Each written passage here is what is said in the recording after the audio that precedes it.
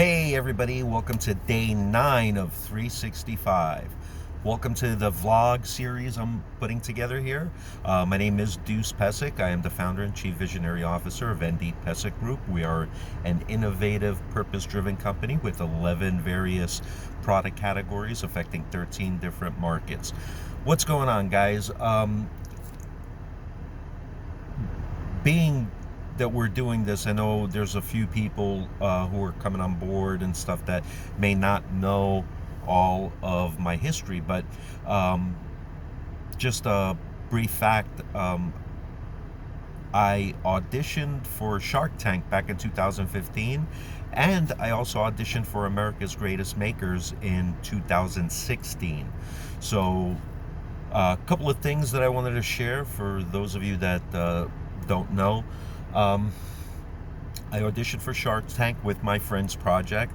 I was not picked, but the producer pulled me aside at the end of my pitch and said, listen, I really love the size of this project. This could do a lot of good in the world.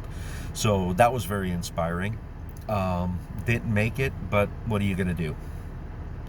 In 2016, I auditioned for America's Greatest Makers. I think they're on the Lifetime channel.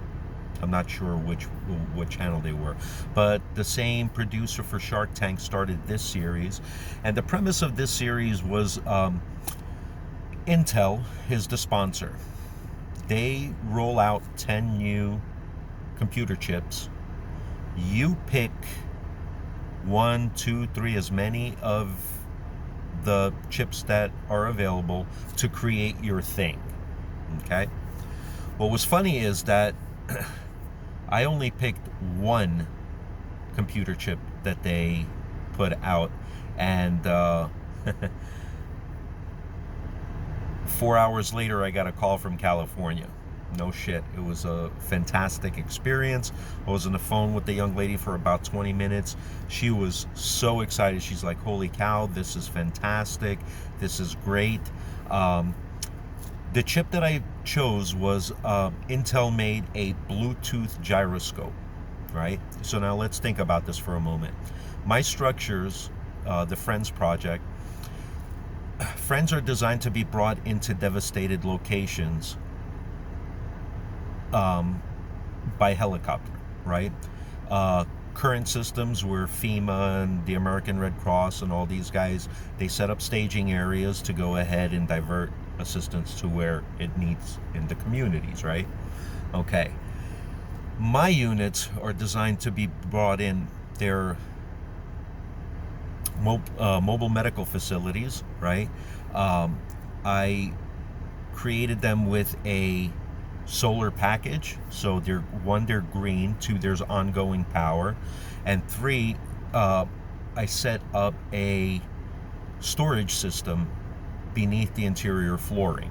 So you're walking on a series of doors with all your supplies beneath your feet. So the concept can be interchangeable. Say the American Red Cross could buy 10 of these in whatever region they're at. 2 of them could be emergency rooms, so that storage area would be stocked with emergency room supplies, right? Now, the structures are collapsible, so they're only 36 inches tall, they're only 3 feet high, and the premise is they're brought in by helicopter to the location and they're set on the ground. Well, my thought premise was, this gives the opportunity for the pilot of the helicopter to see if the structure is level on the ground. If it's accidentally, say, a corner of it is hitting a tree or a branch that's been uprooted, or, rocks or whatever. If they're slightly off kilter, they could easily lift the structure up, move it around a little bit, and set it down again, and all the information would be on their phone. The same for the first responders. When they come off the helicopter, they could actually see if the unit is leveled before they disconnect it from the helicopter and it goes away, right? So that was compelling enough for them to call me to say, holy cow, we love the idea. A question that they asked, I remember so vividly, was, if you come out to California, can you sustain yourself for 3 months while we tape the show? And I was like, well, at the time I was unemployed. I'm putting together this, proposals for pitches and funding. I was like, well, I'll find a way. And that was enough for them. They were like, okay, great. So we spoke for about 20 minutes before she asked, so when will you bring the unit here? And I said, excuse me? And she said, your friend's project. When will it arrive before you, or are you coming with it? I was like, oh, well, they're not built yet. And she was stumped, like, okay. I said, well, look, first prize is $1 million, right? I need 2 to 3, right? I said, this will give me enough leverage to acquire the rest of the funding, and at the same time, keep more of my equity because I now have skin in the game to make it come to life, right? That was a deal breaker. Okay.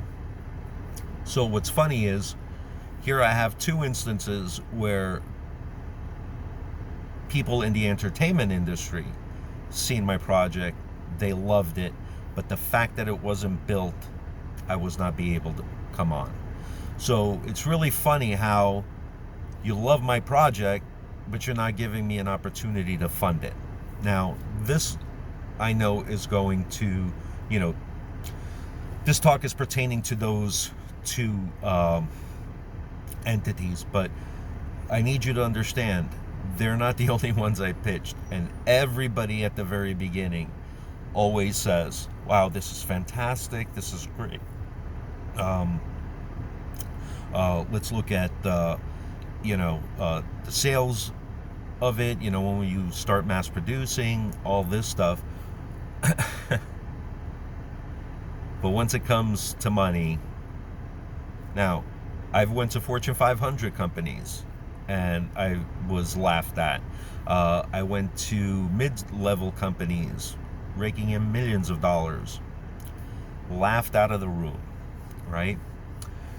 Okay, so obviously we have something good here, because all it takes is money to potentially save your children's life, your parents' lives, your brother, sister, grandmother, right?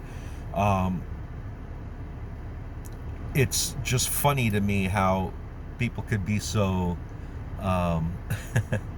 dismissive with a good thing. So if money is the only thing that's holding us back, then we know we've got a good product on our hands. So, but a couple of things that to take away from this.